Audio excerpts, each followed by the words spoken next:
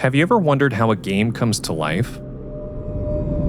What sparks the idea? What shapes it? And how does it actually end up getting made?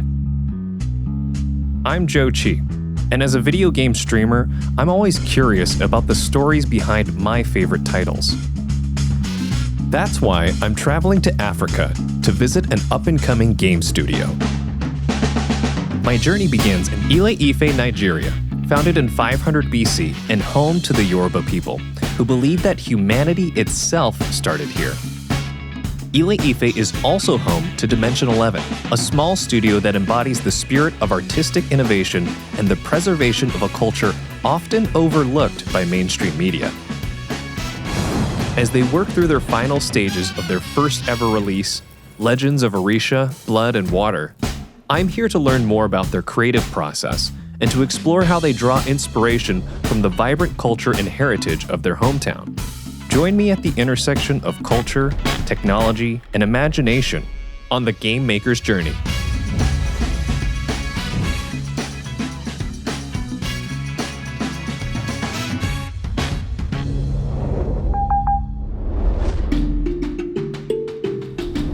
My first stop is the place where Dimension 11 was conceived, Obafemi Awolowo University, located just outside of Ile-Ife. It's here that I'll meet a few of the co-founders of the studio. As I step foot on campus, I'm eager to engage with the people behind this ambitious endeavor. David, good to see you again. Nice to see you. Hey. Thanks again for having me. Yeah. So tell me, what was the genesis for Dimension 11 Studios? I had I did my internship in a software company, but I had passion for games. And then I tried to do my internship in a games company, but I couldn't find any, right? I searched the internet. And you were looking in Nigeria specifically. Yes, in Nigeria. I mean, the school requires that you do IT in Nigeria. But you couldn't find any game studios in Nigeria. Yeah, so I pretty much just pitched the idea, right? I was like, you know what, guys, I think we have to start something.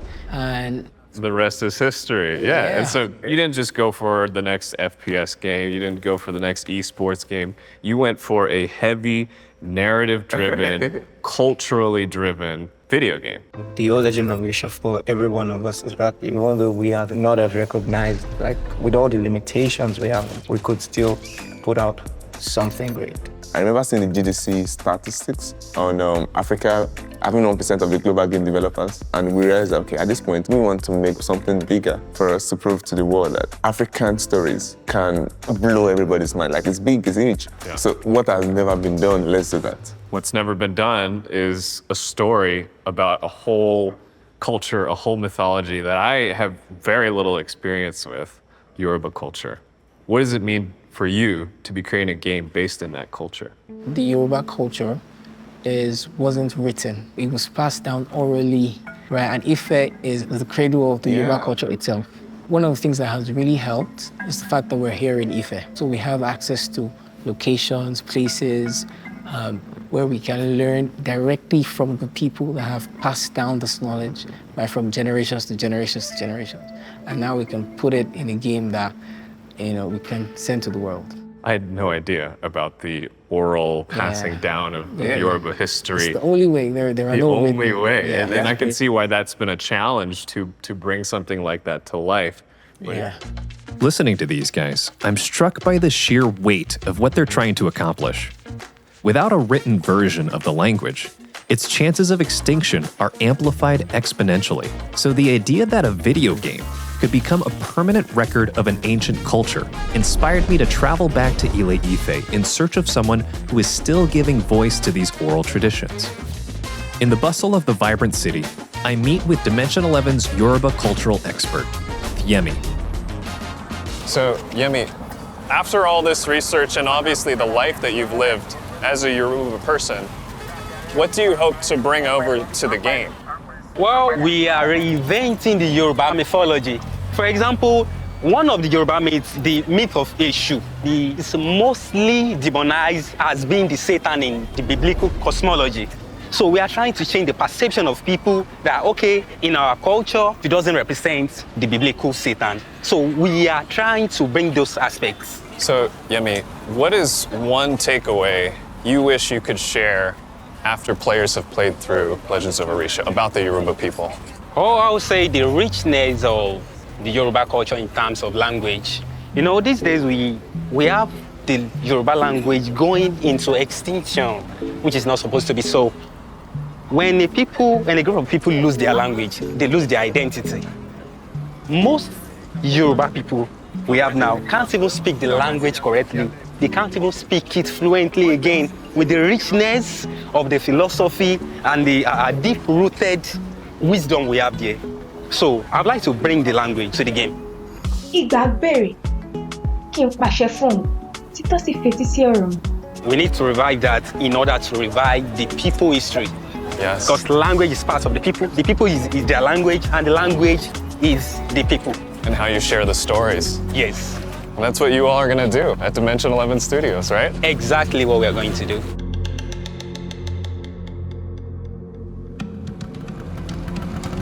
My adventure with Yemi continues.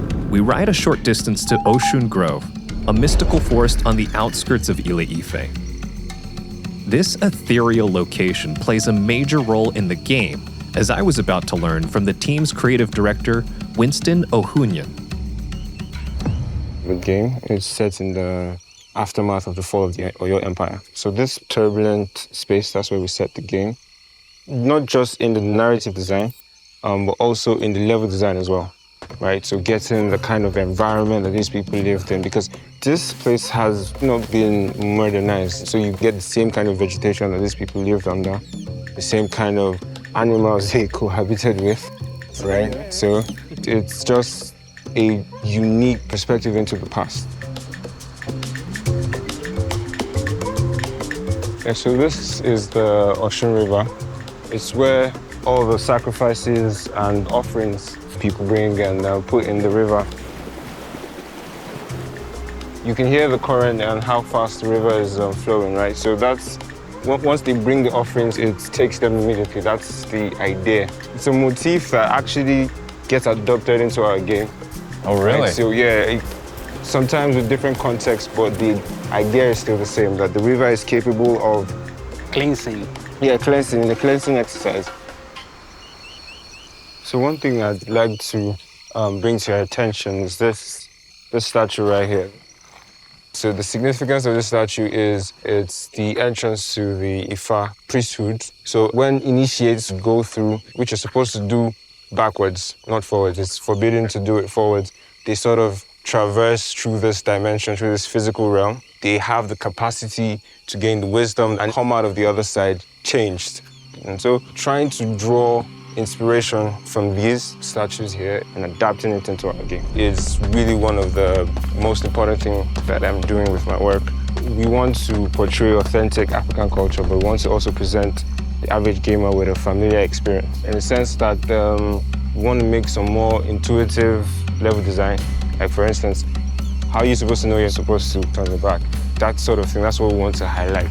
And do you think that'll be through hints, or will that be through an explicit sharing? Making it explicit is going to take some of the power of it. So hints would give the player some good feeling that, oh, I figured this out. And that's how we are trying to create a blend between what is authentically African and what is familiar to gaming. Having learned about the importance of Africa's influence on the game, I turned my attention to the importance of a game coming out of Africa. I head to my last stop for the day, a vibrant bar nestled in the heart of Ile-Ife. It's here that I'll meet up with Temi, a local game exec who plays a pivotal role in helping bring titles like Legends of Orisha to a global audience. Got you a drink already? Thanks, man. So tell me, what is your role at Xbox? So I'm the Global Expansion Incubator Manager for Africa and the MENA region. I think if we want gamers from all over the world and we want to reach every gamer in the world, then we need more diverse content and we need more diverse creators. And my role is basically going to areas where we typically don't see a lot of content and finding really cool games, cool developers, and creating content from those areas and for those areas with the ultimate goal of reaching every gamer in the world. Why do you think it's important to help studios like Dimension 11? Because of what they represent, right? It's a small team, bootstrap, that are self-starting. They're really easy to root for because the passion is real, the commitment to gaming is real. I think if we get more content from people that passionate, we're gonna get better games. As one of the few external partners in this whole project, why is it so important for you to see this game come to fruition? And why is it so important for them to tell the story that they're trying to tell? We've got a lot of games about mythology from different regions around the world, European, Asian, American. You don't really get many video games about African mythology. So I think it's really important from that point of view that, look, there's great stories here and people need to see them and people need to hear them, people need to play them. And yeah, it's just a great opportunity and I think it's gonna open doors for loads of stories. And I think we should totally drink to that. Man. Absolutely. Yeah. Cheers, Joe. It was a pleasure. Yeah, for sure. As the night sky gives way to the first light of a new day, I find myself retracing familiar steps back to Obafemi Awolowo University and its Department of the Dramatic Arts.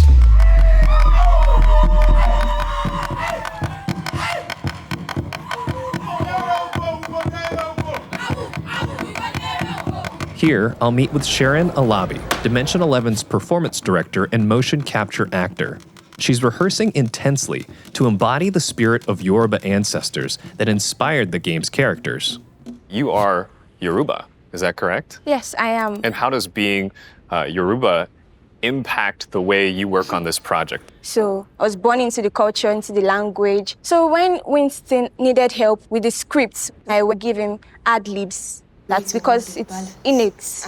It just comes to me. I don't have to think so much about it. As a new war of the gods may well be upon us. So what you're saying is there wasn't that much research that you needed to do. This all came from within, from your own history with Yoruba. I love that. Yes. Talking about this whole project, obviously it's a big task to produce such an incredibly ambitious game. It really is. What are some of the challenges you faced during this process? At first, I wasn't so familiar with the intricacies of what it means to act in a game. Especially first time I got in the mocap suit. It was fascinating. Wearing it makes you look like a ninja, actually. It makes the job easier because I learned that without the mocap, you have to animate each and every single action. And as you're actually moving, as you're acting yourself, what are some ideas that are flowing through your head to stay authentic and real to the story that Winston wants to tell? Just subtle details that makes it feel Yoruba-like. For instance, the way you flaunt your sword, it has to be original. Yeah. If you do like this, you could look, you could Flashing. look, yes. But as a Yoruba man, you want to exaggerate your movement because you're on the offensive side. So those details, that's what makes it Yoruba. And then you see yourself on the screens where your actions are being replicated. And then it's, wow. I was squealing inside. Oh my God, is that me? I was so excited. My joy knew no bounds than actually seeing myself on TV. I don't think any joy would have measured to that. So I cannot wait for the world to see what we are cooking up. Ever since I was young, I've always wanted to see myself in one of my favorite video games. Now, thanks to Dimension 11 Studios, I'm literally going to get to step inside the experience of the Yoruba culture. The wingspan is 180. Okay, 179. I'm going to strap you up with the mocap belt. Last but not least, the head. Those? Calibration complete. Are you ready to learn some moves? So it's like you're carrying it and then hacking. And hacking. You could do this. Put in more. Yeah, you could do better. The machete is not like a piercing weapon. Yes. It's slashing. I'm going to slash, you're going to block, you're going to slash, then I'll block. Okay, so death animation.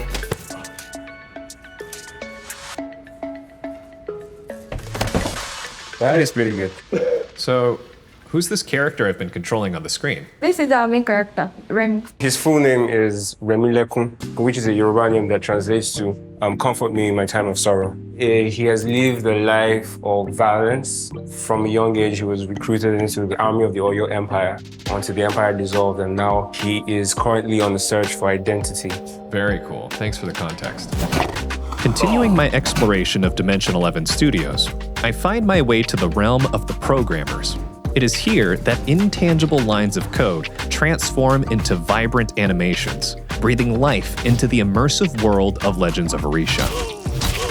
As I reunite with David and Owerri, the brilliant minds behind the game's development, they eagerly invite me to witness the demonstration of one of their many meticulously crafted game systems.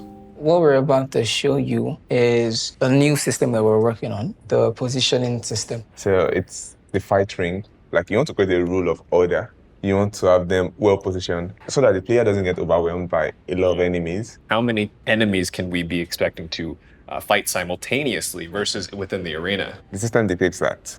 Fight priority. Like, we use several rules to determine which enemy can fight. And based on the rules and where the player is, currently, these guys, the max is set to 3, and all the other ones would be technically waiting for him to kind of like play and then fight. It's a little easier to see that process happening in an empty space. Yeah. Because I'm sure once you fill it up with sound and set pieces and environments, and then just also idle animations from the others, I'm sure this system becomes a little less apparent, right? Yeah. The idea is we should be able to spawn these enemies as frequently as possible, right? Liberally.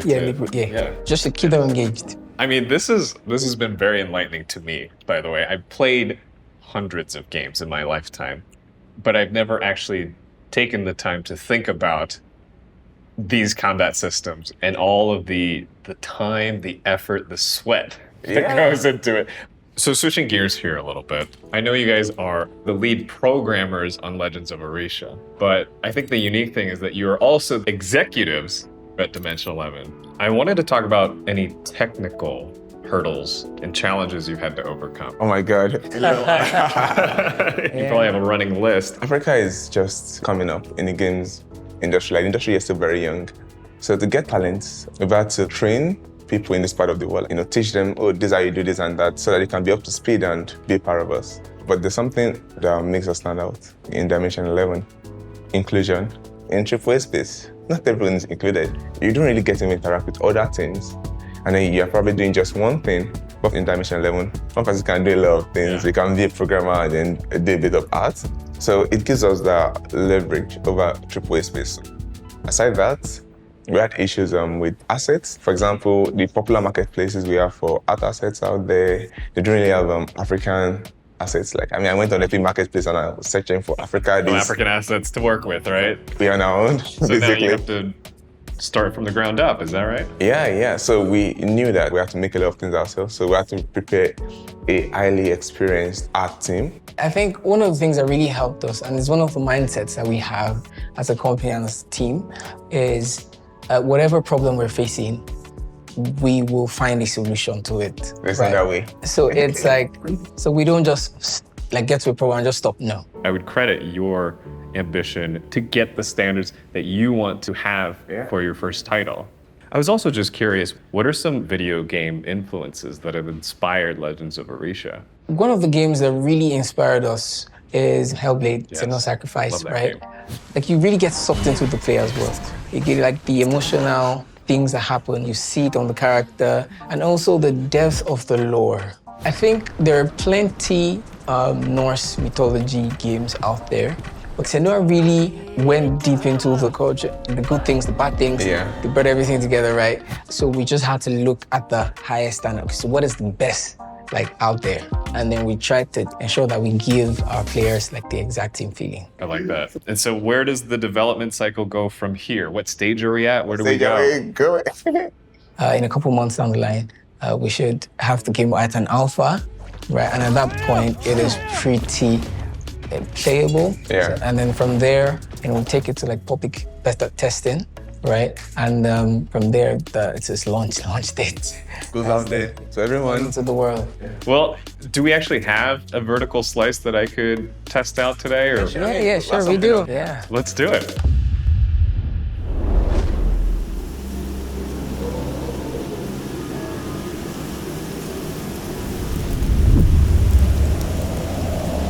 On nights like these, he tortures me. He deforms my dreams for his own delight. I am nothing more than my past, my sins, or what he calls my destiny. This is what I've been waiting for. Let's go. Where am I? Remy, to know me. Ife? No, I must be dreaming. This is yet another nightmare. Where do I follow? As the moment I've been waiting for since setting foot in Africa arrives, I find myself in a room filled with the very individuals who have shared their stories and poured their hearts into the creation of Legends of Orisha. Sorry, Sharon. As I sit before the screen, controller in hand, I am keenly aware of the weight of this experience. This is mocap, right? Yeah. It is not just a game. It is the embodiment of a rich tapestry of Yoruba culture, the culmination of countless hours of dedication, talent, and collaboration. With each button pressed, I am transported into a world where myth and reality intertwine, where the vibrant traditions and folklore of Ile Ife come alive. Playing Legends of Orisha is more than just entertainment. It is the immersion into the collective spirit of a people, a celebration of their heritage and the stories that have stood the test of time. This whole experience coming to Ile Ife has been the most profound thing for me as a gamer, and I could not thank you enough, Dimension 11 Studios. Once again, I am reminded of the overwhelming impact that video games can have as conduits of cultural expression and understanding. Reflecting on my own journey through Ile Ife, I'm filled with a deep sense of gratitude for the remarkable individuals who've shared their stories, their wisdom, and their passion with me. This is one gamer who'll be connected to Yoruba culture forever, because while playing the game is one thing, nothing beats being walked, literally, through the real-life inspirations for the project. What an incredible adventure.